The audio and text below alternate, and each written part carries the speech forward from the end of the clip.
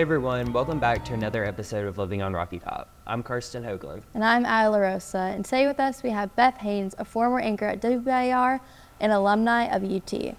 What's happening? Thank you. Yes, How are thank ya? you for being here. Let's go Vols. I like the Yes. Tennessee top. Uh-huh. The hat, I should say. Yeah, The I had to get in the spirit. The It's lid is the homecoming cool week. kids Ready call for it. homecoming week, yeah. Hey, this brings back a lot of memories. I graduated in '98, and I was on all campus events my junior and senior year, and we helped plan homecoming. Oh, And we were over the homecoming parade, and I was tasked with the challenge of getting John Ward. I had secured Voice of the Vols, John Ward, to be, and I was thinking about this on the way over, either the announcer for the parade or a judge for the parade. But that vivid memory sticks out. I'm kind of walking in front of the architecture building, walking down to meet him, and I have his folder ready, and I was so worried he might not show. So anyway, yeah, it's great. I love being back on campus. It's busy. I think it was class change. I was trying not to hit any student pedestrians. Bring back memories. Yeah, it does. It really does. And being here in College of Communications, I've spent a lot of time in this building. So yeah, I guess it was my second home when I was in college. So what is the communications building and being back on campus? What kind of memories does that bring back to you? Well, initially walking in, I had a bit of a panic. I was like, oh gosh, do I have my assignment done? Am I ready for that test? Do I have that package finished? Right. I think two memories for me. Dr. Sam Swan was just such an asset and mentor for me when I was a student. He has retired since, but I spent a lot of time in his office trying to get guidance and counsel. Is this going to work? Am I going to get a job? This industry's tough. So that sticks out, just conversations with him. Also, our final broadcasting class where we produced, we called it Tennessee Today. I don't know if that's still the name of the news show, weekly news show that's No, produced. it's called Vol News now. Vol News. Yes. That's a better name. I like that, Vol News. So we would take that every week. I would pair up with another student. We would gather and do research, write, produce, I think a package a week, and then I helped anchor what is now Vol News. So we would come in and tape. So I have vivid memories of that. I have memories of being in one of the edit bays, makeshift edit bays, I will say, because I'm looking at your gear and I'm so impressed. I really wish you could see kind of what I had to work with and learn the craft with. And I do remember checking out one of the cameras and tripods and taking it right here on the lawn my very first time, trying to figure out, okay, how do I get the camera attached to the tripod? And I knew nothing about shooting and editing.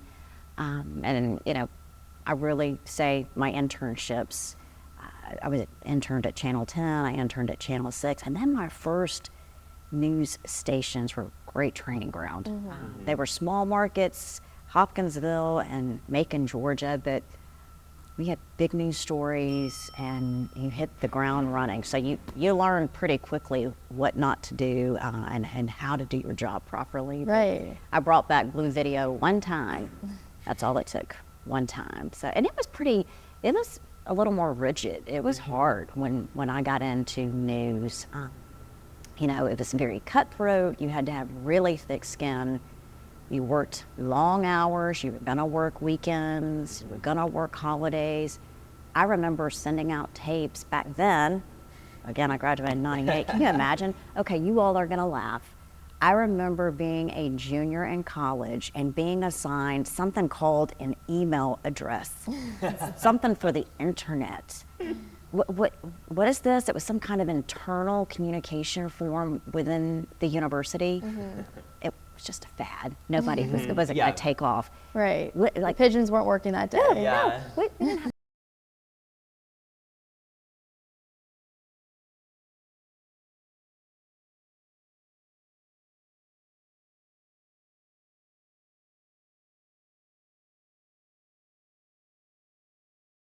onto a VHS tape. You would print out your resume. I didn't have a website. Again, we didn't really have the internet. Websites weren't a thing. And you would package it all up, take it to the post office, and literally mail it, Wow. snail mail, Wow. to news stations. And then you would pray just somebody got it and didn't end Yeah. up in the trash. So very different. And even finding jobs, that now you just go online. Right. You connect or LinkedIn. Let me go find my favorite reporter or favorite anchor. Let me just reach out to that person. We never had access like that. So it's an exciting time. Yeah. LinkedIn is huge. Yes. I think that's a wonderful, wonderful platform, and I think college students should be very active on it just as much as other social platforms. And I know it's a lot. It's hard to manage and keep up and be visible and intentional and relevant. Right. And you're just humble bragging the whole entire time. You're like, I did this, I did this. And I'd say that was tough for me. I do not like self-promotion. I don't either. I don't. I hate struggle it. with And I'm from a different generation too. Younger generations, we would joke in the newsroom, and one of the things I love about a TV newsroom, especially towards the end of my time at Channel 10, just the range in age from 21, 50s, not 50 yet, I'm almost, but it was great. Oh, I learned so much. And I was assigned to be a mentor to some of the younger reporters and anchors. They mentored me just as much. I learned so much about social media, but just the conversations we had. But we would always laugh at the younger staff members in our newsroom, like, is anything private anymore? Yeah. Like, really, like, is anything private? And like John Becker and I, we'd always talk like, oh, well, it's posted here. It just a different mentality and different generation. But I do think there is a way to stay true to yourself while promoting your work. Exactly. And phrasing it. And I think if you focus in those terms, not about me, and even you were asking me about news, we were having a conversation just through text about news kind of transitioning into personal brand. I will tell you, my whole news career, the story was not about me. I wasn't a part of the story. I would only do a stand-up if I needed to be demonstrative or add some piece of information that we could not get through sound or video. There's been a big shift, even like the networks now, the celebrity news, and everything's about the on-air person. There's a balance there. I do think there is a way to tell impactful stories. I think one of the biggest, not struggles for me, decisions, one of the hardest decisions I made, I decided to do a series on infertility at WBIR. I decided to do this because I had personally struggled with infertility. When I set out to do this series, I had secured 4 different women who were willing to share their story. I was not going to share my story. Was not. Yeah. And I remember sitting across from these women, and they were so brave and just very transparent about their struggles, their journey, and just in the back of my head, you got to tell your story. You got to, but that was so unnatural for me. Yeah. And I think it was powerful because I think my story resonated with a lot of people, and I think my story resonated too because I didn't get the happy ending that a lot of people want. And I have people call and will reach out to me just for that. So I think there are times, I think there are moments that it can be informative, and I think, in the news world and my time at WBIR, we have such a unique connection with people. People feel like they know you. Recently, Abby Ham talked about her having a colonoscopy for the first time. Heather, the mammogram. And so I think that's part of raising awareness and being a community advocate and really reaching your viewers and helping share information. And I think those shared experiences do encourage and educate and help and inform. So I think as when it falls in that vein, I think it's beneficial. But other than that, and we would do silly stuff though too. Right. But I remember a couple of my news directors, the story's not about you guys, quit making it about you guys. So it was always a balance. Right. And I had to balance too our harder news shows. I would anchor the 5:30, I would fill in on the evening 6 and 11, and then I anchored an hour-long news product on 10, on Fox at 10 o'clock at night. And so I would have to, often I'm on from 4 to 5, it's live at 5 at 4, typically lighthearted, but on hard news days it turned. It was more serious, it was more in-depth interviews, we had more time. I remember one of the shootings. I've covered several. We've had a mall, we've had a church, we've had several school shootings in my time at WBIR, and it was a breaking news situation. And I remember we got the first responders from the scene. They came and sat in our studio with us. They had just, I think that morning, they had been on the scene. And so it wasn't always light feature fluff. Yeah. You know, it was a show about the community, and it had the ability to breathe and move and pivot. And so that was fun. But I learned to, you know, one moment you have to be serious, the next you have to be lighthearted, but you also have to allow for spontaneity, because that was the best part of the show. So yeah, it's a lot, and it's a lot to be mindful of, as you guys know. I mean, you know, we also had someone in our ears, you know, a producer speaking to us through IFV. That was always interesting. Yeah. Especially when you're doing breaking news coverage and you're getting updates and you're trying to communicate and listen, and while you're being Talking. composed and talk. I'll never forget, we had a bus accident, a school bus accident, and I came back out of the commercial and I'm giving an update. Yes, it's bus number this many students, this route. My producer said, "That's great," but started having this long conversation in my ear. What about moms and dads? But what can they do? How can they find their child? And, you know, so it was you learn to different juggle a level. lot, and you learn too when you're live on location. Narrow your focus when you're at a news conference, and sometimes that's live. Yeah. You know, asking but you're not just there to ask. You're getting information. And I remember during the wildfires, 2016, in November 2016, in Gatlinburg, a lot of our younger staff, this is where you learn from each other, their tweet feed, that's how they were taking notes. And then they had like notes on their phone too. So it was just interesting. You know, the styles of covering and gathering information in the news field have certainly changed. We had the old notebook and pen and paper.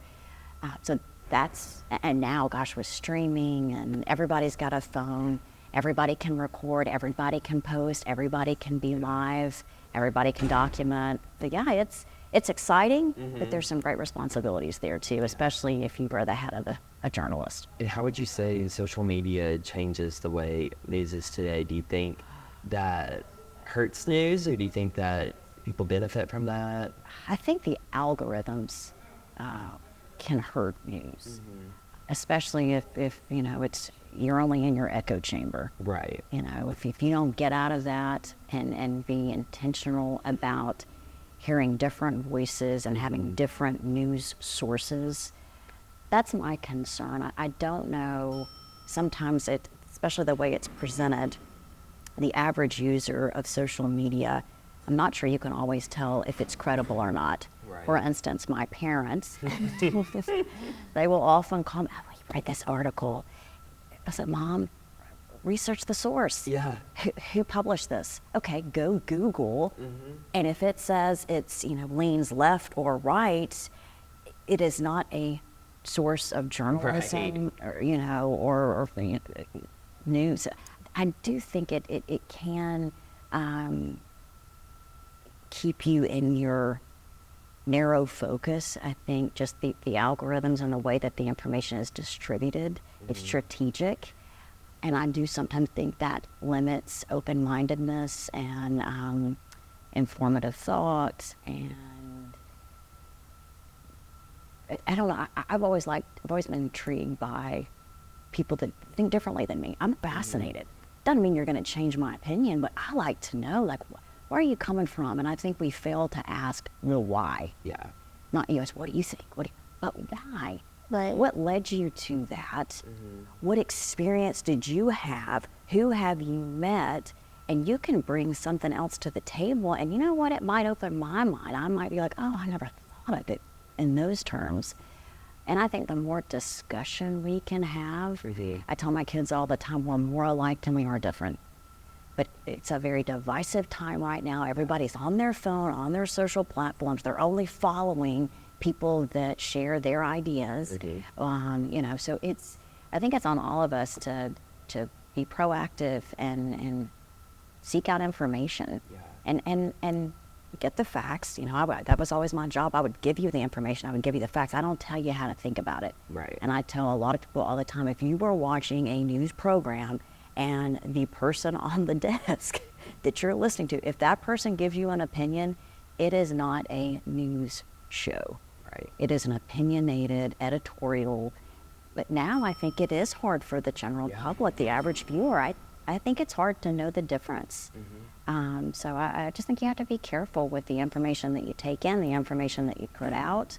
I think you've got to challenge it. You've got to see if it's credible. And I think that's responsibility lies on all of us. Yeah. And it's going to be interesting. You know, you've got an election cycle coming up. You've got the war going on. It's two different wars. Yeah. And so information is fast and instant and 24/7, and it's coming at you at all directions. And I think you really have to challenge yourself to be careful what you read, question what you read, and know the source of your information. Yeah. Yeah, I feel like false media is such like a prevalent thing now, and I will Fake media, fake news. Right, right. And I feel like with social media, as well as it has its downfalls, I think it is good to get those things right away. I mean, all the time on TikTok, you see a video of somebody at the event that's happened before the news station could even get that coverage. We never had that before. Right, it's like right there. Yeah. But with that can also become false media and lies and deceptions, and because you're not having that anchor report it, you're having a vlogger or somebody on social media. You know, even the pictures and video, we would have to cross-check Oh yeah, every picture, and whatever the breaking news situation is. We're you know, in the news station, you're bombarded. People Right. sending this, people sending this, people sharing this from the scene. Okay, so we would really have to do Google searches and see if those pictures were legitimate. And with AI and Photoshop, it's gone even crazier. Do you guys use AI a lot? I'm curious. Honestly, no. Okay. Like, I know there's like ChatGPT, like where you can ask questions and it'll help you with things, but I don't really, not really. Personally, I do. I use it a lot just for inspiration, just because I wouldn't say, like, I'm creative, but when it comes to my writing, like, I say what I want to say and then I'm done. Yeah. And so ChatGPT just kind of helps me, like, have you thought about going in this angle? And then I'm like, oh, I didn't think about that. Let me research that. I think it can be a great tool for Yeah. that. I do, because I think you can. My concern with it, you know, is attribution. When you're putting in all these thoughts, you know, and like when I've just played around on some of the format, just curious, like giving it, you know.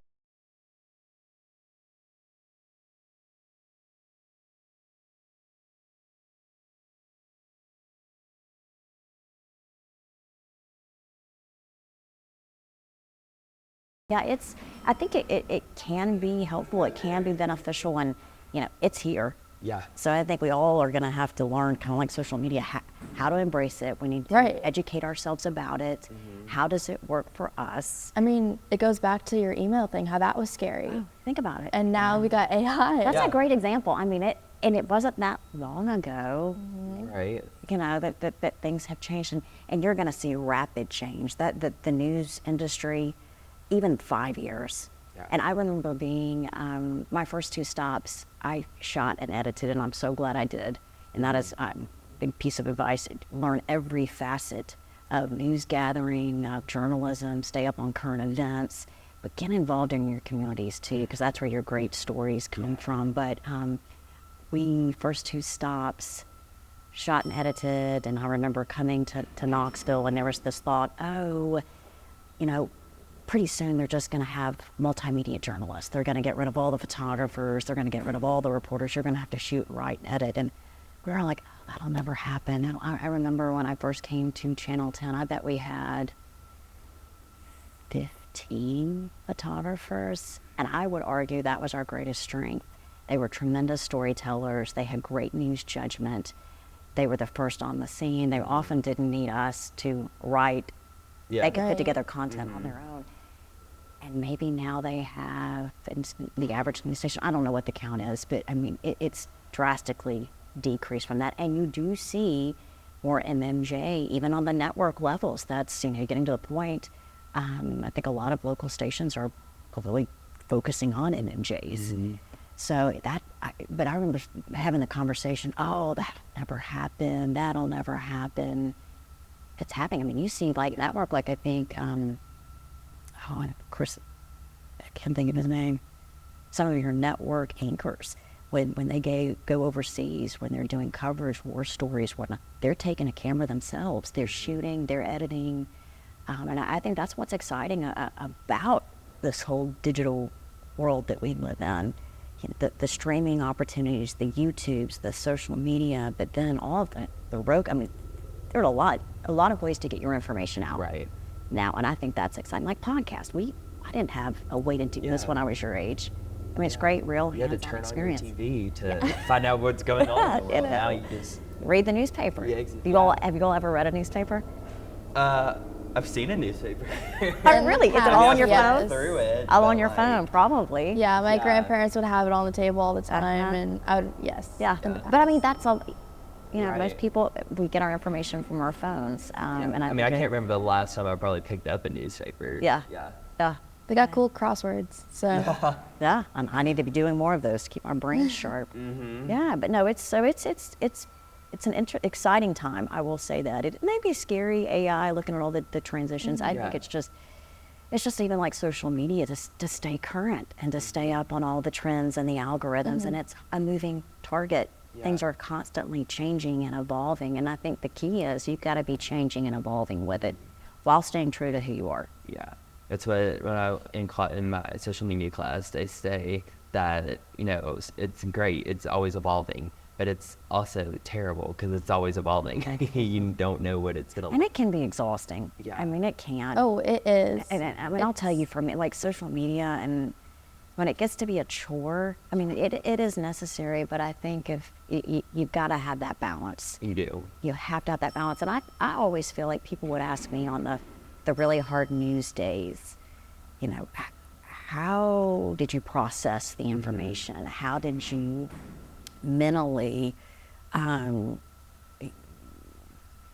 heal? But Gatlinburg wildfires, that was tough. But I came from a different time in news where, thankfully now, I think news stations are mindful of mental health and Oh, yes. mindful of the Yes. situations that their staff is in, surrounded by, covering. But we didn't have that. So I think what helped me the most, I would break away. Even on the worst news days, I would follow, but then I would have to have time where I just shut it down, and I didn't, because even now you can bombard the 24/7 news cycle. You can sit and just be glued to the TV. Oh, and it's yeah. constant information. So for me, mentally, I would just have to just step away, go do something fun, go outside, go be with your family. Because the reality, even on your worst news day, life continues. Yeah. There's a baseball game, there's a football game, there's a theater performance, there's a practice. People are still working. And I think especially it's something, when you first get into the news business, there's such a tendency to be so consumed by it. Right. And that's where we would say, okay, I want you to go home, go run, go be with your friends. And that also, that's where I think when you're involved in your community, regardless of where you go, that's one thing I wish I would have done a little more. My first 2 news stops, it was in Hopkinsville and Macon, Georgia, and I knew that it was a temporary stop for me, so I think it kept me from planting roots and really absorbing all that was around me, so excuse me. That's so good. I think that's great, just to be in your community, and that's where a lot of your great stories, the great issues, that's where your good stories come from. That and ML viewer. And they're personal because you're in the community and you're surrounded by. And I always say, what do you enjoy doing? Like when we would have a new reporter, MMJ, photographer move to town, we would sit down in a conference room and say, hey, what do you like to do? All right, well, let's connect you with boom, boom, boom. There's this, this, and this. And then, I'm really big on service. I'm really big on philanthropy. And that was another question. What do you like? What are your passions? What are you interested in as far as helping and serving? And I think that that was always important to us, and certainly important when I was at WBIR and as a a station as a whole. Awesome.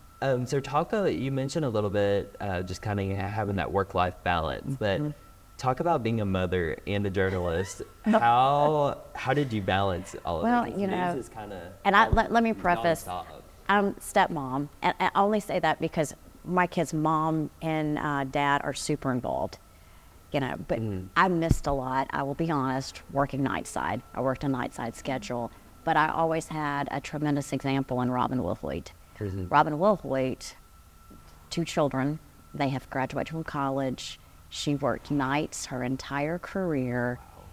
The way she managed as a mom and made sure her family came first and did her best to balance. I mean, what is balance? It doesn't exist, but you do the best that you can, especially as females. We want to, sorry, no offense, but you have to have all these roles.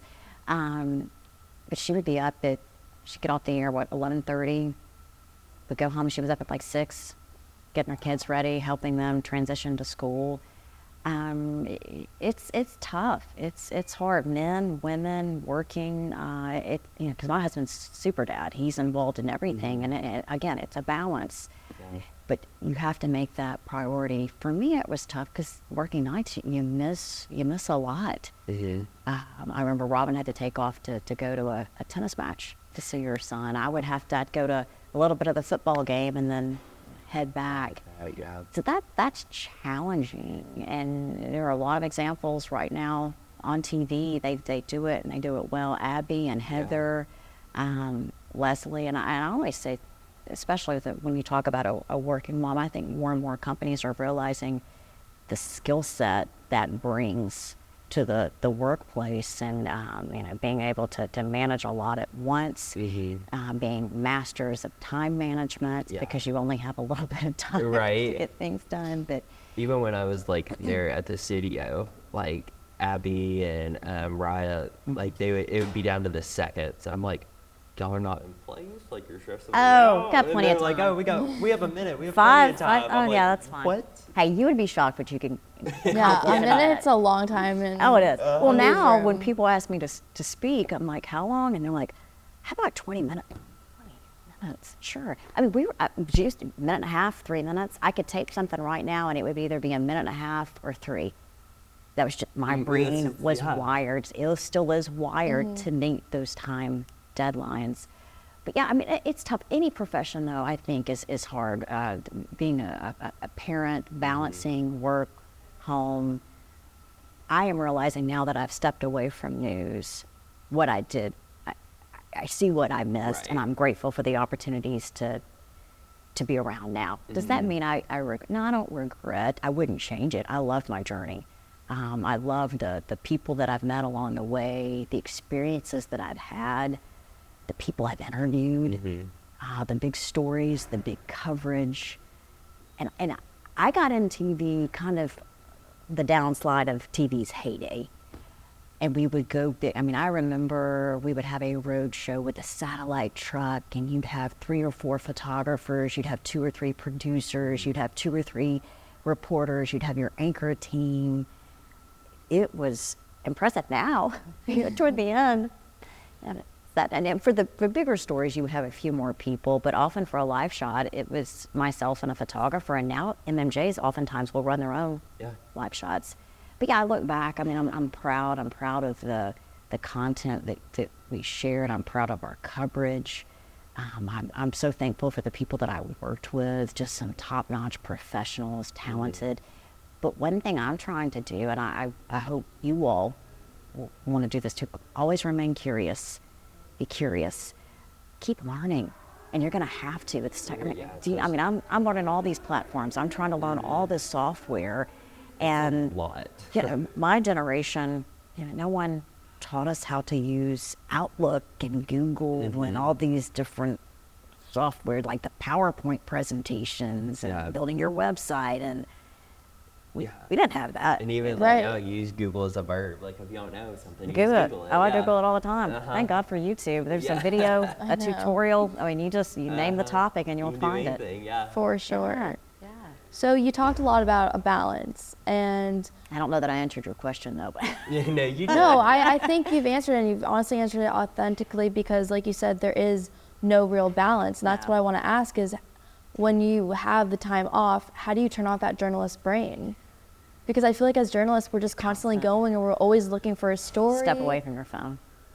But even from from that, But see, remember, I'm a different generation too. I think it's Right. easier for me to put the phone down, and I also have a 17 and a 15-year-old, and I'm trying to model. You know, put your phone down, turn it off, look around you. We took a trip to California, and there's this beautiful scenery flying by, and they're doing this. We're walking down the street, and they're doing this. You're missing what's happening around you. Right. And as a journalist, that's important. right. Look around you. Be intentional. And those stories are there. They're all around you. And also, I think it's important. I always will tell people, gloom and doom news is so harsh. It is. It's happening. It's real. But there's also good news happening all the time. There is. It's all around you. There is. It's bad news gets the coverage, and it should. But I think that's how I always process it. You know, switch your perspective sometimes too. Yes, that's a bad story. It's a bad news day. It is a horrific event that has happened to the family, to our community. It is awful. But then to keep in mind that there are so many good things each day, so many good people. So you have to be intentional about keeping that balance in your mind. Right. I have a very strong faith, so that helps me. And you know, I've interviewed so many people, and I see it. You know, I think with my shift and what I'm doing, I'm trying to be intentional. I'm trying to be intentional with my conversations. I'm trying to be intentional with what I fill my mind with, what I focus on. I'm trying to be aware. I really be aware. Like what's around you. We're in such a hurry. We miss so much. Right. Even you know, just our daily walk from here, from your dorm or from your apartment, just here.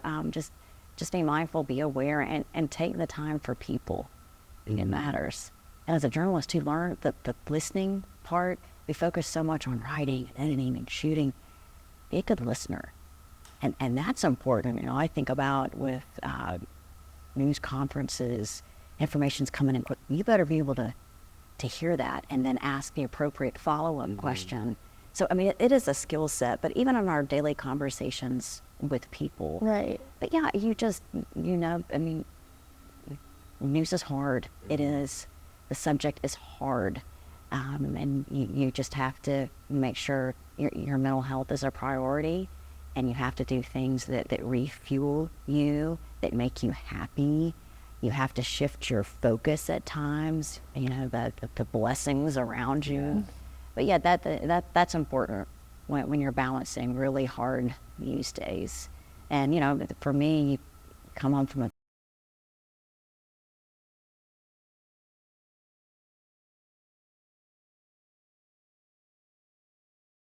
dinner, you know, it's Right. Life goes on. life still goes goes on. on, yeah. Life goes on. But yeah, I think it's something that everybody struggles with, and you know, you should feel. I think if you're in this business and you're desensitized and these hard things don't affect you, I think that's an issue. Yeah. You do. It's, you know, I equate it to kind of like a doctor, like an ER staff. I mean, think of what they process, think of what they see. They have a Right. job to do. It's an important job. It's an important job that journalists have. They are documenting, they are questioning, they are presenting information, they are informing community. All of these things are important, but it's just kind of like that clinical. I remember 9/11. I was working in Macon, Georgia, 9/11. I saw the news cross TV stations. I'm watching all the networks. Being a news reporter, journalist, pick up the phone, say, all right, I'm coming in. It's 9:30. I work night side, but I knew I was needed. So I get to the station. My station manager said, go to the emergency management meeting, go cover it. We were somewhat under, not risk, but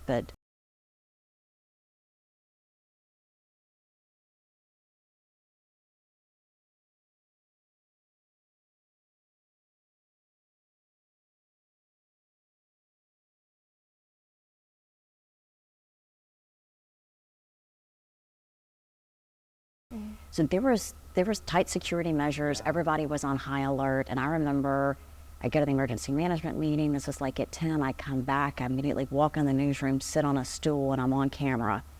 And then, yeah, I was the whole day. You're just going. You're not really thinking. You're just going. Right. Your emotions are put to the side. You cannot focus. You have to kind of compartmentalize and kind of lock that in a file cabinet. And then I finally got home, I think at like 2 a.m., 2 or 3. I sat on my couch and I just cried. Because you have to allow yourself to feel. You have to release that emotion. You do. You can't bottle it. You can't carry it with you. You have to find your outlet and your way to release and then recharge and rest at some point, which is also hard. It's hard, yeah. In news, but it's fun. I wouldn't change my journey at all. It's exciting. Every day was different. I met so many people. I've told so many stories, and I've learned so much along the way, and I hope to continue doing so. Yeah, I've definitely learned a lot today. Well, I hope. I know I can. You're continuing I on can doing it. That's a wrap for this week's episode of Living on Rocky Top. I'm Adela Rosa. And I'm Carson Hoagland, and we'll see you next time.